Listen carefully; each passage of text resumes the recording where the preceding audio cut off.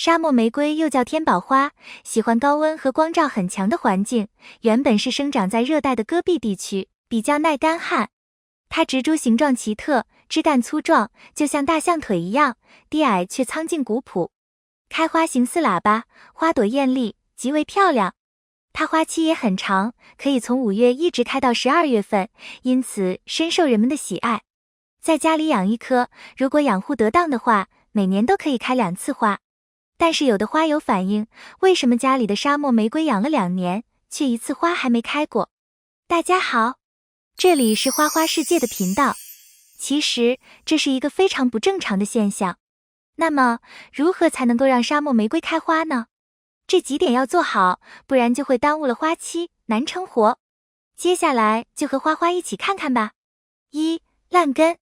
首先我们养沙漠玫瑰，由于它原生环境的缘故，就要给它制造一个温暖舒适的环境，它比较怕冷。倘若这些条件都满足的话，你的沙漠玫瑰还不开花，那么很可能就是根系出现问题了。有的朋友说，可能是在冬天没有浇水，没有施肥，赶紧浇水施肥可以吗？其实沙漠玫瑰它的根茎是非常粗壮的，储存了很多的水分和养分，单靠着自身就可以生长旺盛。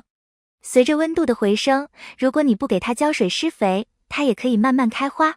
但是如果它还是不生长也不开花，就说明根系出现问题了，要赶紧的救治，把它原来的土全部去掉，看看它的根系有没有腐烂的情况。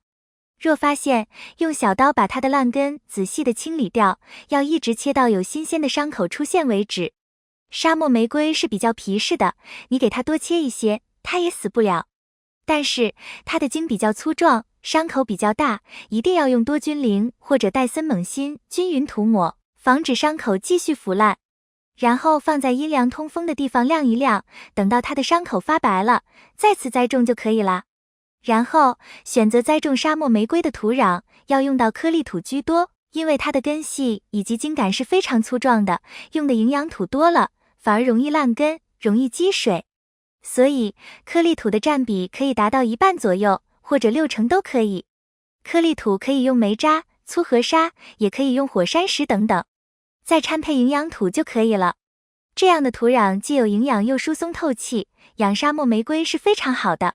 栽种上之后，放在散射光的地方缓一缓苗，沙漠玫瑰的根系就会很快的冒出来，顶部也会长新叶片。等看到上面有新叶片了，就可以直接晒太阳了，这样放在有光照的地方，它很快就会冒出花苞啦。2. 光照，苗龄不足。沙漠玫瑰的开花性往往会受到苗龄的影响，虽然沙漠玫瑰的小苗也可以开花，但是如果是扦插苗，本身根系不发达，还没长出大肚子，养分储备也不足，那么就比较难开花了。如果是买的强壮的苗，养护得当，一般当年就可以开花。扦插的小苗通常需要养护1到2年才可以开花，所以出现这种情况，花友们细心养护，耐心等待就可以了。此外，我们开篇也提到了沙漠玫瑰的原生环境是在热带的戈壁地区，要它开花的前提就是要光照充足，因此光照不足就成了沙漠玫瑰不开花的常见原因之一了。很多花友是在阳台上养殖沙漠玫瑰的，能接受到直射光照射的时间比较有限。有些花友甚至是室内养殖，完全晒不到太阳，这就很容易造成沙漠玫瑰因为缺乏光照而出现的徒长。缺乏光照的沙漠玫瑰，通常枝条都会比较细长，叶片间距较大，叶片颜色变得暗淡，枝条也容易发软倾斜，不开花。因此，养殖沙漠玫瑰一定要给予充足的光照，光照充足时，沙漠玫瑰才能生长得健壮，花期也会更久。3. 长期不换盆，用肥不对。由于沙漠玫瑰比较皮实好养，很多花友看到它的叶片比较少，甚至出现发黄、干枯、卷曲，但根系完好的现象也不会去管它，想着等开春了就会好起来，却从没想过它的盆土。其实出现这种情况，大多数都是跟盆土有关，盆土板结，透气性不好，或者是积水，它的植株状态就会很差，最终导致不怎么生长，就更别说开花了。所以在看到盆土状况较差时，就需要尽快的更换掉，否则它的情况很难有改善，严重的话还会导致树干或者是根系的腐烂。